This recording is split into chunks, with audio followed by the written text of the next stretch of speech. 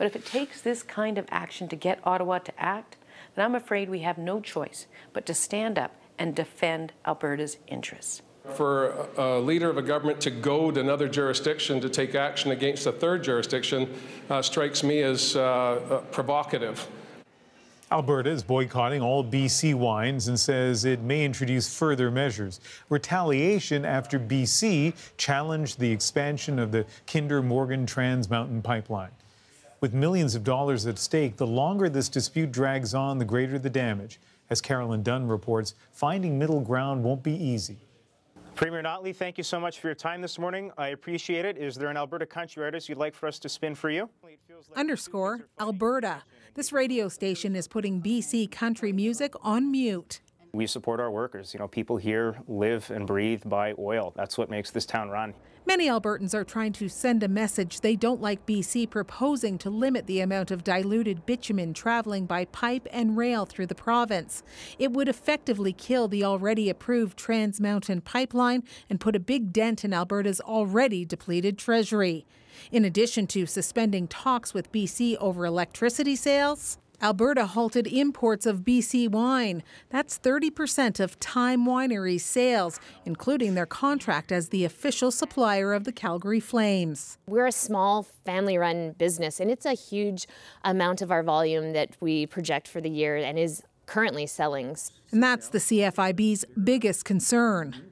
Governments, while they may think that they're targeting the other government, in fact, it's small businesses who are the ones that get caught in the crossfire. Some businesses in Alberta agree. This restaurateur says BC wine is the closest thing to local he can serve.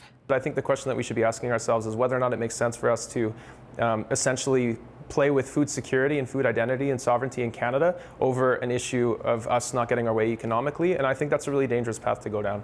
BC Premier John Horgan says his province has no plans to retaliate against Alberta. And I will be resolute in protecting the interests of this great province. And nor will I be distracted by the events that are taking place in other jurisdictions. But pressure is growing for Ottawa to take a stronger stance. What we need them to do is, of course, say that publicly and more definitively to speak directly to BC's suggestion that they have the ability to pass laws that would limit what goes into a pipeline. And if that doesn't happen, Alberta says it has more strategies up its sleeve. Stay tuned. Carolyn Dunn, CBC News, Calgary. Well, let's take a look at this story from a national perspective, and to do that, we'll bring in our Parliamentary Bureau Chief, Rob Russo, in Ottawa. What's the federal government doing behind the scenes here, Rob? Well, Ian, there have been quiet, if not frantic, discussions between the Prime Minister and the Prime Minister's officials and the Premiers of Alberta and British Columbia in order to try and quell something that could very much strain the national fabric if they're not careful, and this runs away from them. A small battalion of officials from the Privy Council office, that's the bureaucratic arm of the Prime Minister's office, those are the top bureaucrats in Ottawa. They've been dispatched to deal with this on an urgent basis. They're meeting with deputy ministers of both Alberta and British Columbia, in effect shuttle diplomacy going between the two, trying to get this resolved. And they've got two tasks in effect. Try to lower the temperature, which is right now on the boil. And number two, try to come up with some sort of roadmap that will get them away from confrontation and towards a resolution. And what are we hearing in terms of how far the Prime Minister is prepared to go here to get a resolution?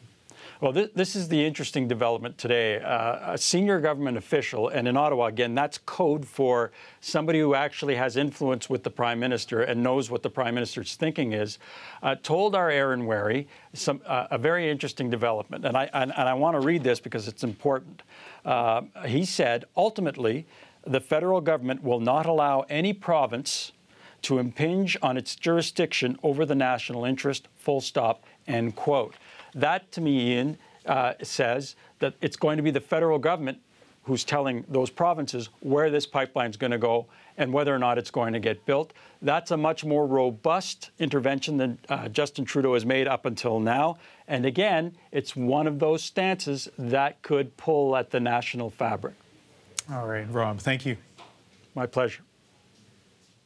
Alberta's wine war with BC is beginning to spill over to other provinces after Rachel Notley announced the boycott Anti-pipeline activists, at least, have been raising a glass and buying BC wine at their liquor stores. Images of people holding up wine bottles and Stop Kinder Morgan Pipeline have been posted online, as were the hashtags Pinot Not Pipelines and Quebec Loves BC Wines.